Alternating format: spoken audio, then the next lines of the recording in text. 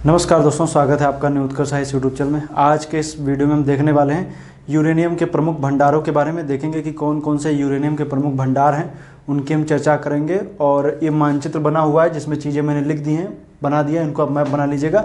और साइड में मैं प्रमुख नाभिकीय ऊर्जा केंद्रों की चर्चा करूंगा जो प्रमुख भारत में हैं और परीक्षा में जिनसे बार बार सम्मिलित करने के लिए प्रश्न आते रहते हैं, उनका हम जिक्र करेंगे।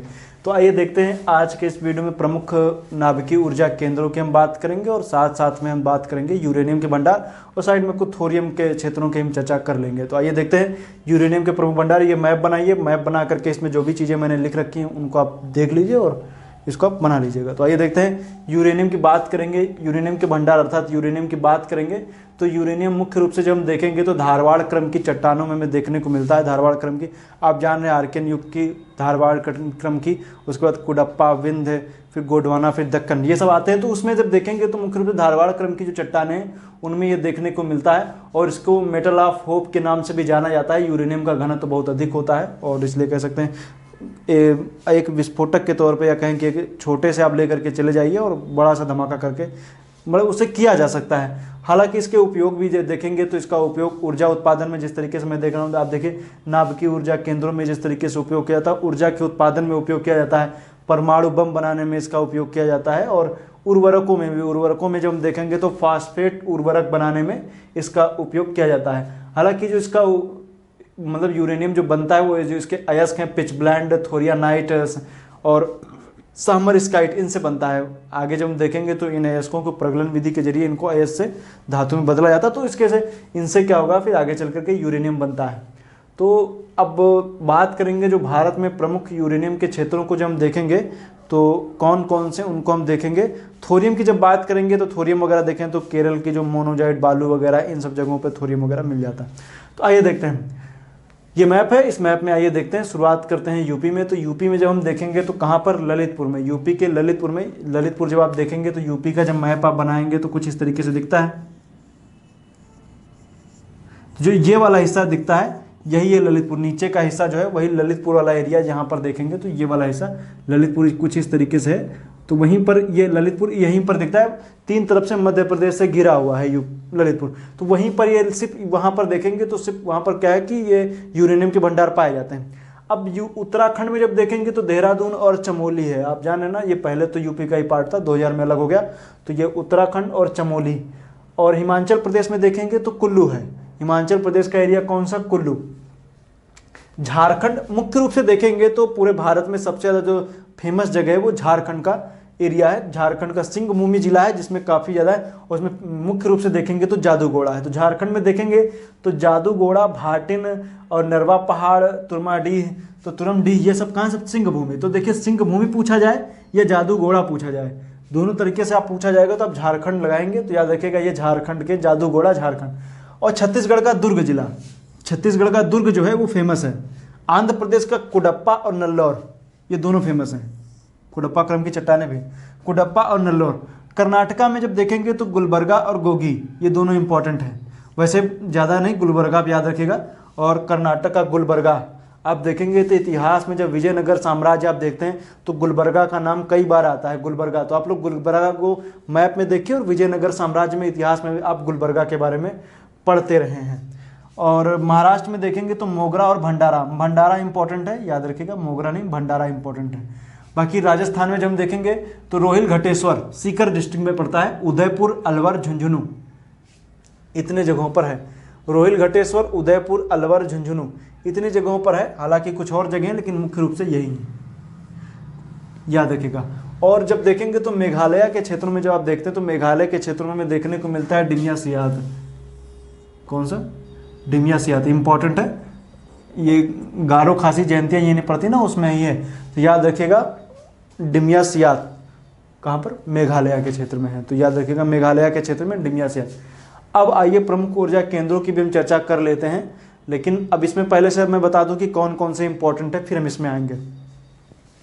इंपॉर्टेंट आइए देखते हैं। सबसे पहला आप जादूगोड़ा बिल्कुल दिमाग में रखिएगा, कुडप्पा और दुर्ग याद रखिएगा। जादूगोड़ा, दुर्ग, यहाँ का भंडारा, और आप इधर रोहिल घटेश्वर याद रख लीजिएगा। और यूपी का ललितपुर तो याद ही आपको रखना है। और ये डिमिया सियात देखिएगा, इतने याद रख लीजिए, इतने बहुत हैं। थोरियम के क्षेत्रों की बात करेंगे तो कोल्लम केरल का जो है, केरल का क्षेत्र, केरल के आसपास के जो तटीय क्षेत्र है वहाँ पर जो मोनोजाइट बालू पाई जाती है उसमें मिलता है। तो कोल्लम केरल, विशाखापत्तनम आंध्र प्रदेश, आंध्र प्रदेश में जब देखेंगे तो यहाँ पर विशाखापत्तनम दिखेगा, तो विशाखापत्तनम आंध्र प्रदेश। हजारीबाग झारखंड, तो हजारीबाग झारखंड भी इसके लिए फेमस है, तो झारखंड का हजारीबाग भी थोरियम के लिए जाना जाता है। तो कोल्लम केरल, विशाखापत्तनम आंध्र प्रदेश, हजारीबाग झारखंड, और तीनों को आप याद रखेगा, ये थोरियम के लिए है, याद रखेगा थोरियम, थोरियम के लिए। आइए और हम जब देखते हैं तो कौन कौन से प्रमुख जो नाभिकीय ऊर्जा केंद्र हैं उनकी हम बात करेंगे। तो उनमें हम देखेंगे तारापुर, तारापुर कहाँ है, महाराष्ट्र में है, और कुंडनकुलम कहाँ है, तमिलनाडु में है।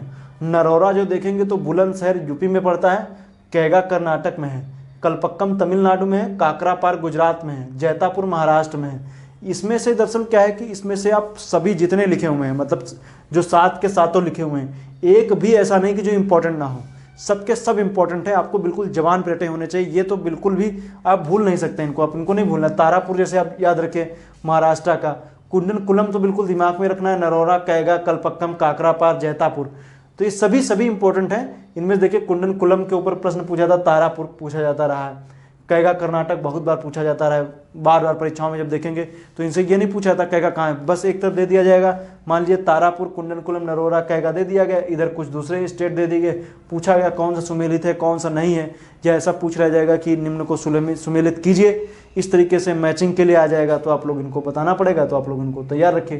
तारापुर वगैरह भी याद रखिए, सबसे पुरानों में से एक है तारापुर, तो ये सब चीज़ें इंपॉर्टेंट हैं, इनको याद रखेगा। तो इनको आप मैप में भी नोट कर लेंगे, तो आप देख लीजिए महाराष्ट्र यहाँ पर आ जाएगा, कुंडनकुलम तमिलनाडु को यहाँ पे आप लिख दीजिए, नरोरा बुलंदशहर को यहीं पर आप लिख दीजिए, ऊपर देखेंगे तो दिल्ली एनसीआर का एरिया पड़ता है बुलंदशहर, वो देख लीजिए। कैगा कर्नाटक, कर्नाटक का क्षेत्र ये हो गया, यहाँ पे कैगा हो जाएगा, कलपक्कम भी तमिलनाडु हो जाएगा, काकरापार गुजरात, यहाँ पर काकरापार लिख दीजिए, और जैतापुर महाराष्ट्र, यहाँ पर जैतापुर भी लिख दीजिए, यहीं पर जैतापुर। तो ये इस तरीके से मैप में जब चीज़ें लिख लेंगे तो चीज़ें और आसान हो जाएंगी। बाकी याद करने के लिए आप अपने स्तर पर याद कर सकते हैं। अयस्क की बात करेंगे तो पिच ब्लेंड पे बहुत बार घुमा घुमा के क्वेश्चन पूछा जाता रहा है, और थोरियनाइट भी आप कर लेंगे, लेकिन पिच ब्लेंड ही आता ही है मुख्य रूप से जो पूछा जाता है, पिच ब्लेंड। और मेटल ऑफ होप के नाम से कौन जाना जाता है, तो यूरेनियम को जाना जाता है। किस क्रम की चट्टानों में, तो धारवाड़ क्रम की चट्टानों में, हालांकि आर्कियन युग की भी कुछ चट्टानों में पाया था, लेकिन मुख्य रूप से आपको याद रखना है कि धारवाड़ क्रम की चट्टानों में पाया जाता है। घनत्व तो बहुत अधिक होता है, ये भी याद रखेगा। ऊर्जा उत्पादन में प्रयोग, परमाणु बम बनाने में, उर्वरक में, ये सब उपयोग है, तो ये सभी को आप याद रखेगा। तो मेरा दरअसल जो मैं तरीके आपको बता रहा हूँ, ये जो इंडियन ज्योग्राफी के छूटे हुए चैप्टर हैं उनको मैं लेकर के आया हूँ, ताकि आप जो भी चैप्टर छूटे हुए हैं आपको एक सीरीज के तरीके उनको भी आप कर लीजिए। हो सकता है परीक्षा में वैसे भी आते रहे प्रश्न, तो इस वजह से मैप के जरिए आप इन चीज़ों को समझेंगे तो और भी आसानी हो जाएगी।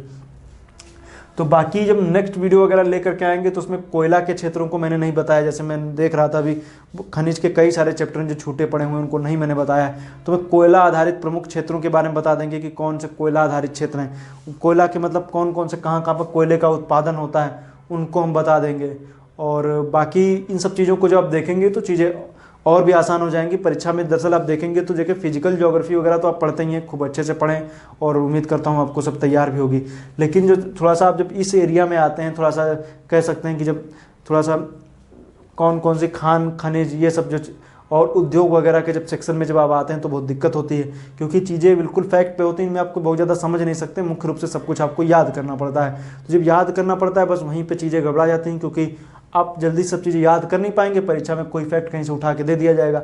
तो इन सब का सबसे अच्छा तरीका याद करने का कि जो चीज़ याद ना हो रही हो, क्योंकि भूगोल की सबसे बड़ी विशेषता यही है कि आपको चीज़ें याद हो सकती हैं मैप के जरिए। अगर जो आपने मैप बनाया है, एक अच्छा सा मैप बनाइए, और सबसे पहले भारत का मैप तो आप बिना देखे तुरंत बना दीजिए, ये बार बार भारत का मैप देखना ना पड़े। अब भारत का मैप बना दीजिए, और जब भी मान लीजिए कहीं लिखित परीक्षा हो तो भारत के मैप बना करके उसमें चीज़ों को उस तरह से डिनोट कर देंगे तो नंबर और ज़्यादा अच्छे आपको मिलने लगेंगे।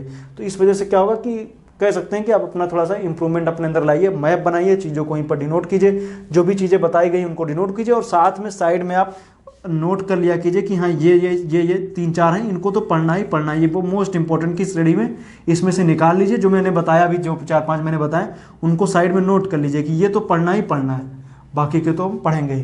तो आज के लिए इतना ही। उम्मीद करता हूँ वीडियो आपको अच्छा लगा होगा। वीडियो अच्छा लगा तो अपने मित्रों के साथ शेयर जरूर कीजिए। आज के लिए इतना ही। वीडियो देखने के लिए पुनः एक बार आपका बहुत बहुत धन्यवाद।